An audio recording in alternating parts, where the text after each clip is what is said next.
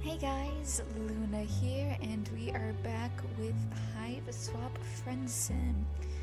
Now, if you're aware, I'm using a new microphone, and this is one of the first days I'm using it, or at least one of the first videos. So, let me know if you didn't let me know it from the previous video, what you guys think. Anyways, let's get right into it, shall we? Last time we just finished Volume 4 of Right and Wronged. Now we're going to go into Volume 5 of Affection, Unwanted and or Untrue. So, let's just see where that leads us. Walking. You sure do a lot of it recently. Back on Earth, you never got this near amount of exercise. You're going to be so in shape when this is over, provided that you still have all of your limbs attached and your bones uncrushed.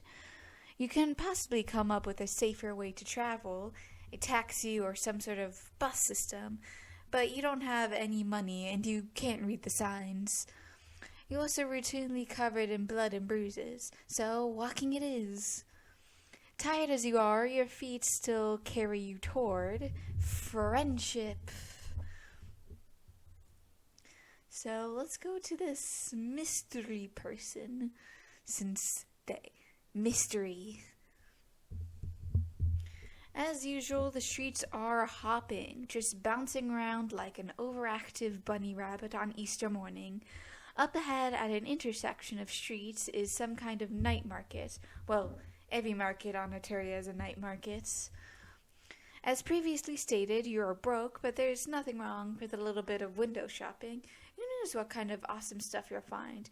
You can learn a lot about culture from their stores.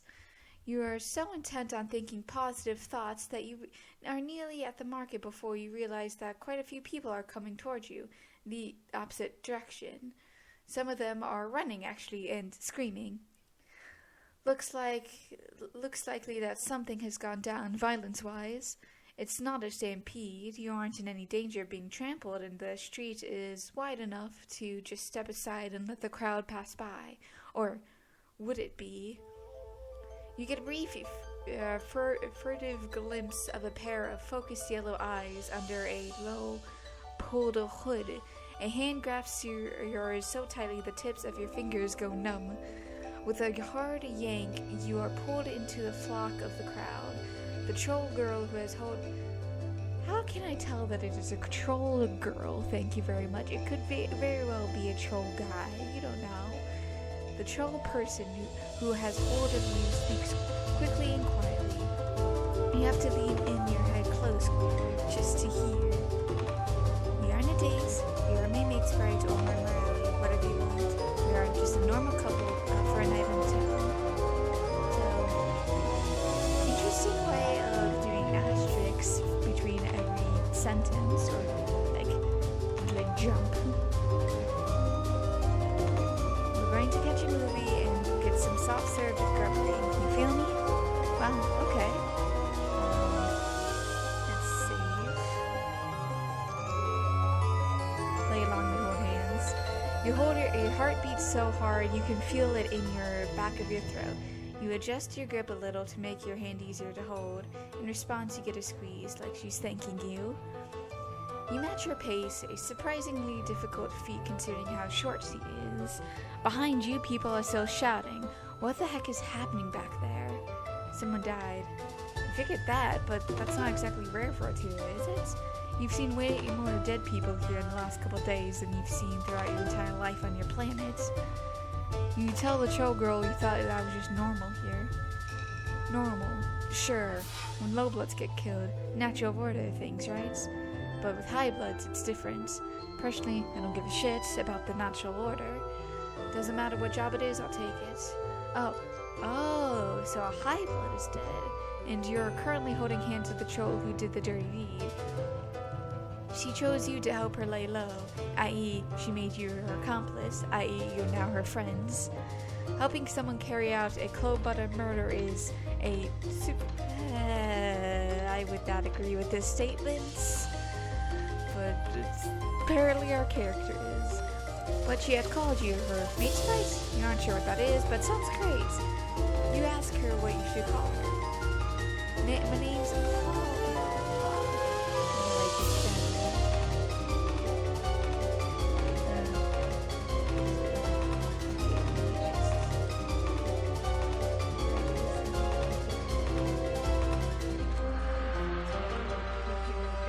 that I have.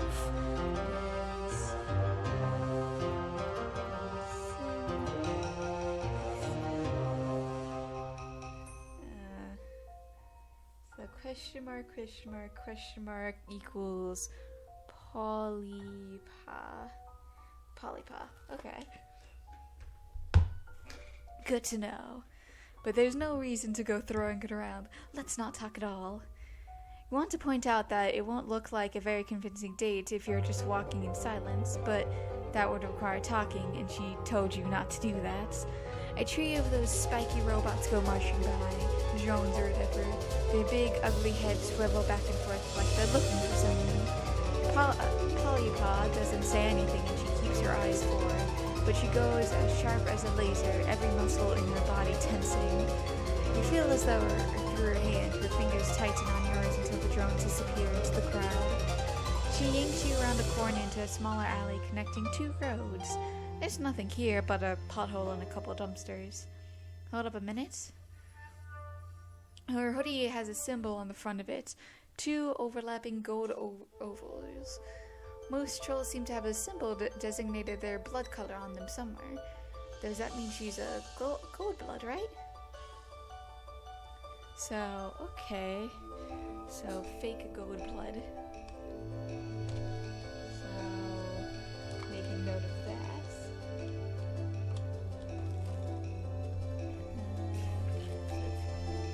Fake gold blood. Fake gold blood.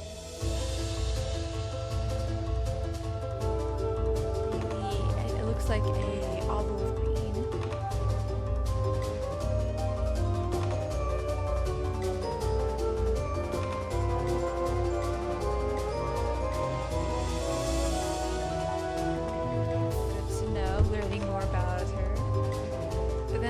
Yanks a sweatshirt over her head, and underneath she's wearing a tank top and blazoned with a symbol in olive green.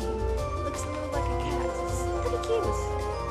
She tosses the sweatshirt into the nearest dumpster and kicks a button to the side. A whoosh accompanied by the slippery stink of inhalation. Note to self, don't go dumpster diving in Ontario. Polya grabs your hand again as you head back out into the streets. With her other hand, she works the tie out of her hair, shaking it out of the ponytail, letting it fall in a thick, sweaty clumps against her neck. Next, she reaches up and takes part of her right horn off. Wait, no. It's a little bit of a veneer, an artificial bit to cover up a notch in her chin. What are these random wardrobe changes about?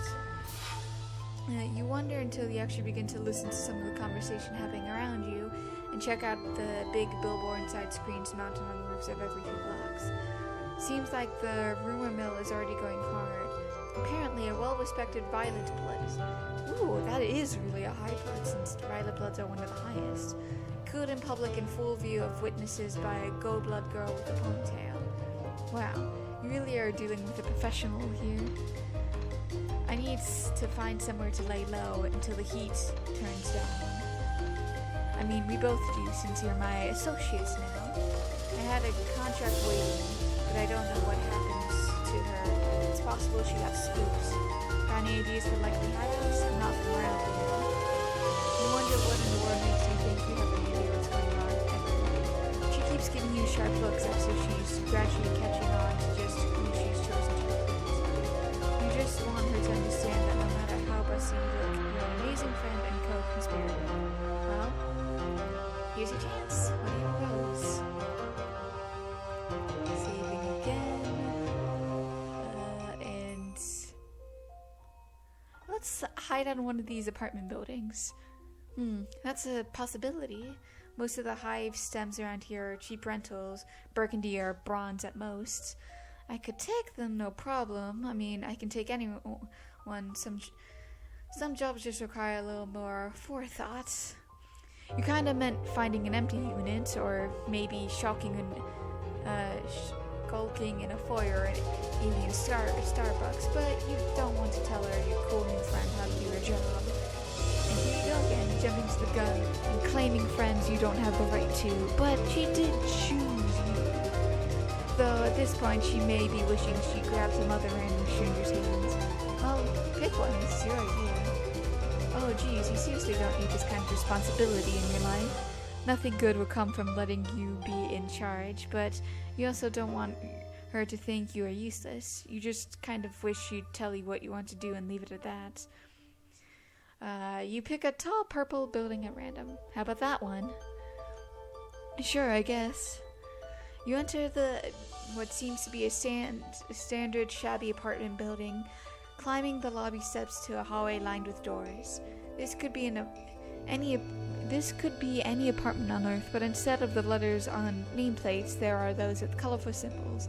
They remind you a little of zodiac signs. Huh, weird. Anyway, all the ones here are red or brown, like Polypa predicted. She listens at a couple doors before finally sitting on one with a red symbol. You wait for her to pull out a lockpick or a high-tech paraphernalia, or even just a pin from her hair. Instead, she just takes a step back and delivers 2 sharp kicks just above the knob. What? I'm not the goddamn super. You assure her you are absolutely not judging the way she's running this operation.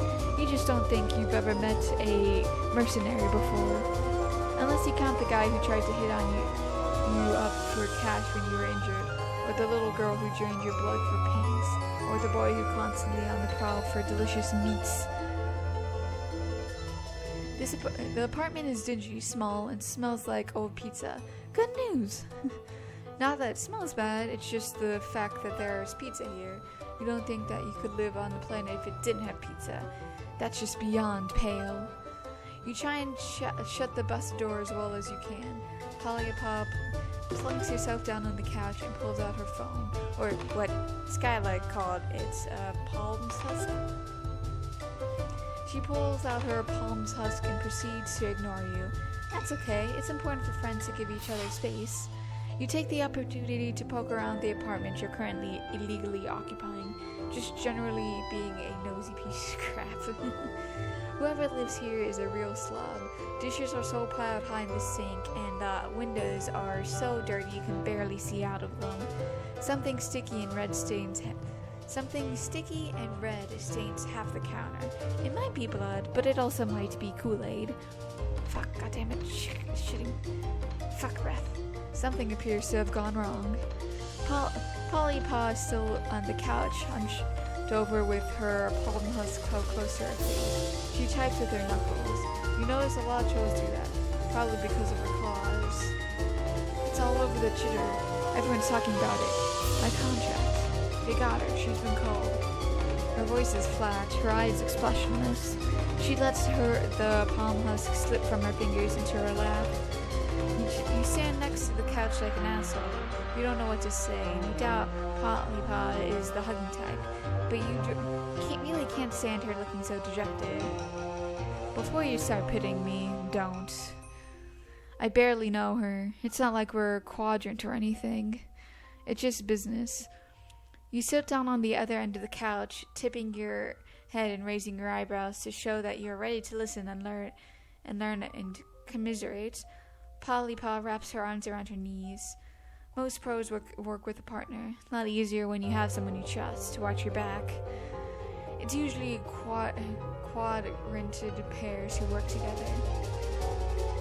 There's one particularly famous olive and gold blood duo. I've lost plenty of jobs to them, but I never found anyone that I trust enough to make into my partner beyond a random one-off. Killing a sea driller is no joke. It's almost totally impossible. Does that mean the guy back in the square isn't actually dead? Polly looks affronted at the very thought. Excuse me? No. It just means I had to get a very expensive knife and coat it in a very expensive poison and stab it in exactly the right place. The motherfucker's dead, and there's no doubt about that. I don't leave my jobs half done. High-caste jobs are my specialty.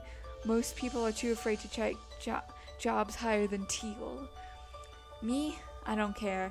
Low blood, high blood, if you got the cash, it will do the job. If I did have a partner, it would make things a lot easier, I'll admit that much. You cough lightly into a closed fist. What's this? Something caught in your throat, perhaps? Could it be the steady hand of fate reaching a finger down and testing your gut reflex? You murmur delicately that sometimes destiny steers you in a direction you never thought you'd go. Maybe, just maybe, and it steered her to you. That's Ford for sure, but you're pretty much an old hand at this by now, right? Polypa snorts. It's a little watery. She isn't crying, is she? No way. Not a tough assassin like her. You're imagining it. You? No offense, but I only grabbed you because you look so weird, and I figured you wanted to avoid the drones even more than I do. You don't exactly blend in. You can't argue with her logic, but a sourness starts in your throat now that the realization that Polypa had not chosen you for the obvious trustworthiness and friendship potential, but rather because you look like a goddamn disaster. Fair, a very fair assessment. Whatever, you can get past that. God knows you've gone past worse, like attempted murder. As a good friend recently said, you gotta break a few clucking beast embryos to make a grublet. She considers you now more thoughtful than before. Well, I guess beggars can't exactly be choosers, but you have to remember.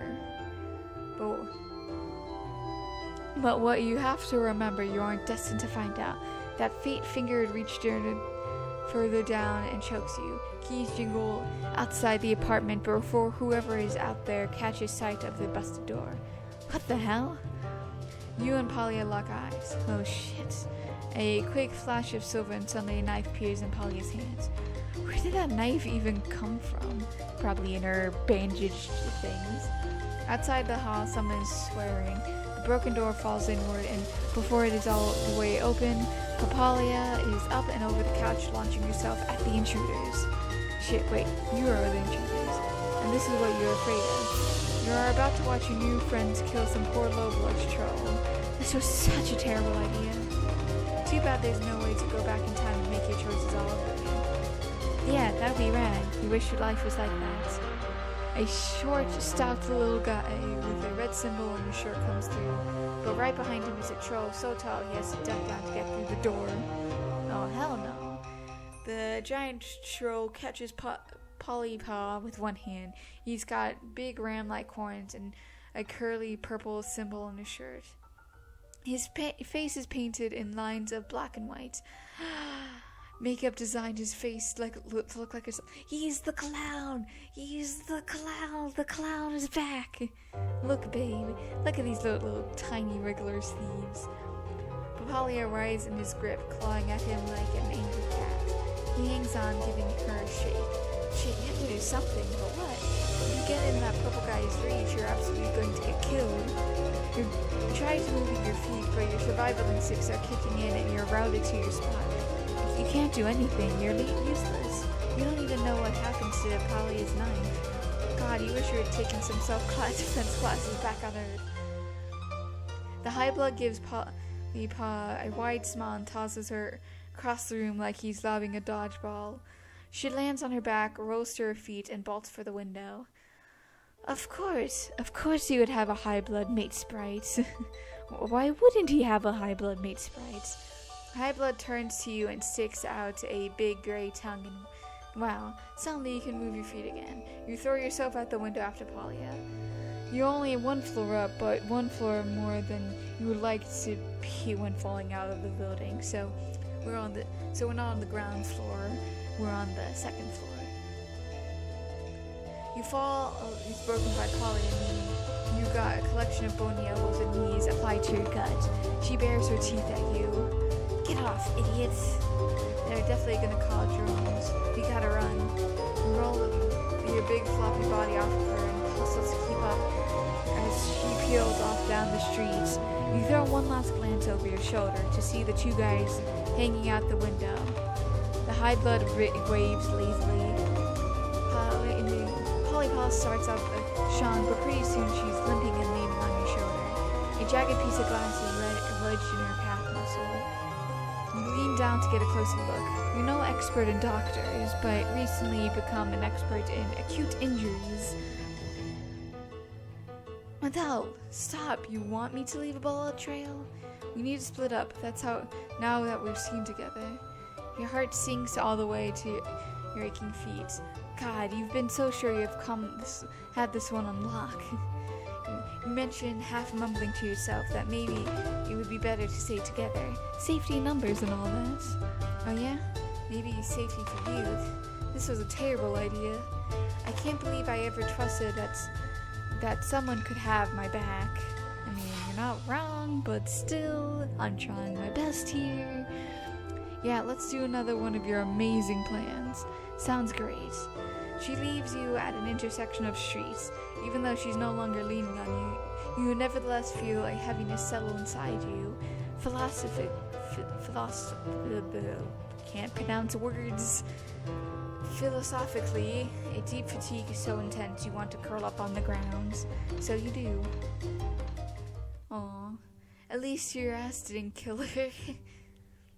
I mean, you're not wrong, but still. Let's go catch a movie and get some soft serve grub cream. Polypa's mouth twitches. It could just be a muscle spasm, but you like to think it was a smile of approval and begrudging commiserate. Yeah, I guess we could. That's what people do on dates, right? It's been a while. I haven't seen a movie in forever. Let's do it.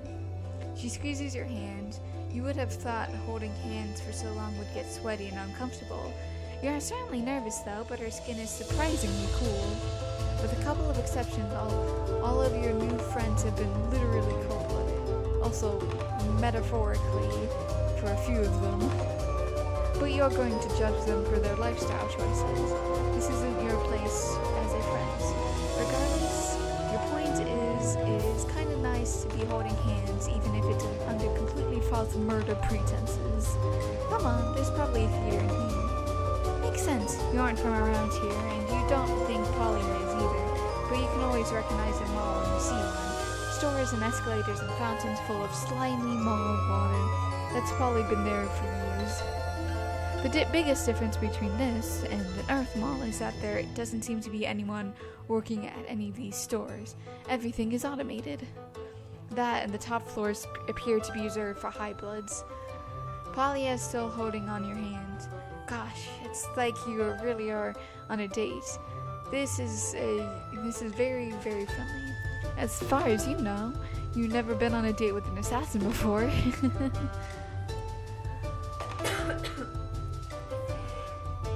You can't read the show times and descriptions, and you don't have any money, but Polya chooses the movie and pays for you both. She tosses you a couple coins into a slot, and the machine spits out 2 tickets. You don't see any soft-serve grub green, but you are a little too queasy from mingled nerves and excitement currently to deal with anything called grub cream, aka ice cream probably. You do, however, stop for a bag of buttery exploded kernels at the concession stand, aka popcorn. Always the best. The theater you follow Polypa into isn't crowded, but you still feel every pair of eyes settling on you as you walk up the steps.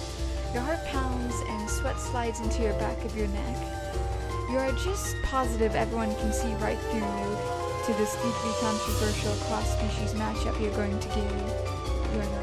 Even worse, Polypa takes a seat really close to the only other group here. Man, awkward. The movie starts playing. Apparently, in Ontario, there aren't any trailers before movies. Kind of a bummer. If you're going to be stuck here, you want to know what hot summer blockbusters you have been looking forward to. Surprisingly, the movie turns out to be a romantic comedy. You expected Paul to choose a thriller or a horror movie. From what you can glean of the plot, it's about a beautiful young jade blood who gets involved with a visiting blue blood and their servant, a big bumbling bronze. The portrayal of lowblood strikes you as vaguely offensive. They grunt and fall down a lot. The cabins look a lot fancier than you remember from the time you hung out with Bronya, just a lot bigger and more glittery. The main character spends a lot of time pulling a jewel to comb through her luscious hair.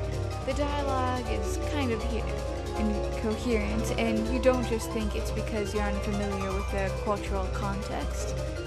It also doesn't help that Polypa keeps up a running commentary throughout. The ban on conversation has apparently been lifted.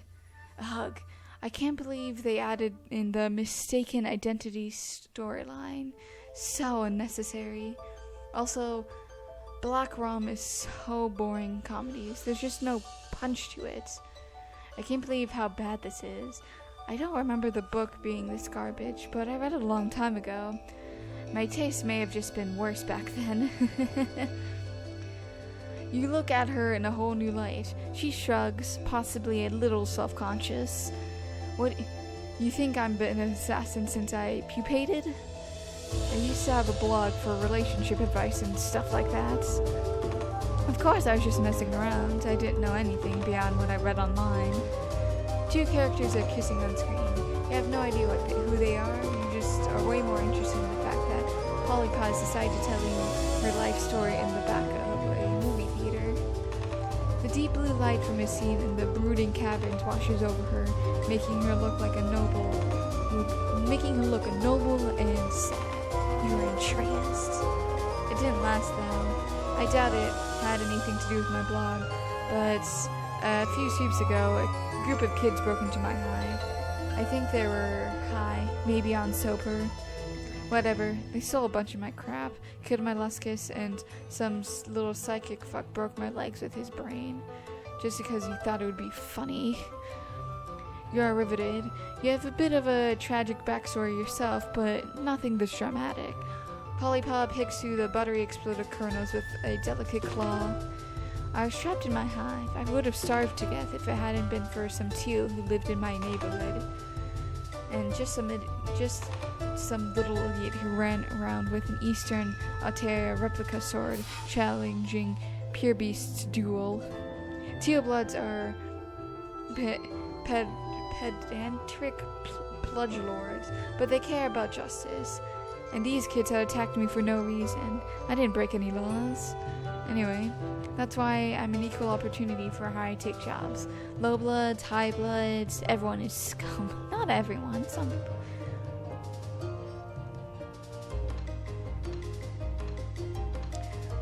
One of the kids in the row ahead of you turns around to tell Papa that if she and her morale want to get all nasty and pale, maybe you should get a room. Talia kicks the back of his chair and tells her maybe she should mind her own business. The girl looks about ready to jump over the back of her seat, but the guy next to her pats her firmly on the cheek. Almost a slow motion slap, firm and intense with plenty of uncomfortable, intimate eye contact. The girl settles back down after that, and everyone goes back to watching the movie. The rest of it goes by with your head spinning and your heart in your throat. You are glad Polypa trusts you enough to share her past, but you are nervous about her talking about that in public. In public. Wasn't the whole point of coming to the movie lying low? Think about it. When that girl sees the description in the alert, she's not going to be thinking about it. The noisy olive blood getting all conciliar in public. It's way safer than shocking your brow. Believe me. Gosh, Polypa really is an expert. You are so glad you got to go on this date with her, even if it was mostly fake. As soon as you are back out on the street, Polypa pulls out her phone. Slowly, her face falls. Fuck, hello, Nook Licker. I thought she bailed on me, but according to Chitter, she's dead. They got her.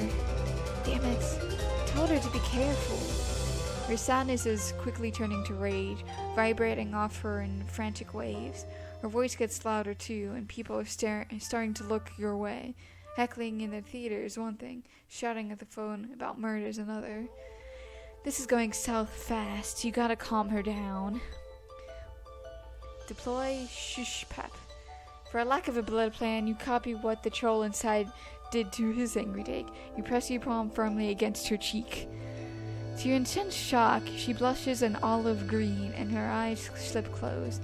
She leans into your touch as if she's drawing comfort from this tiny little gesture.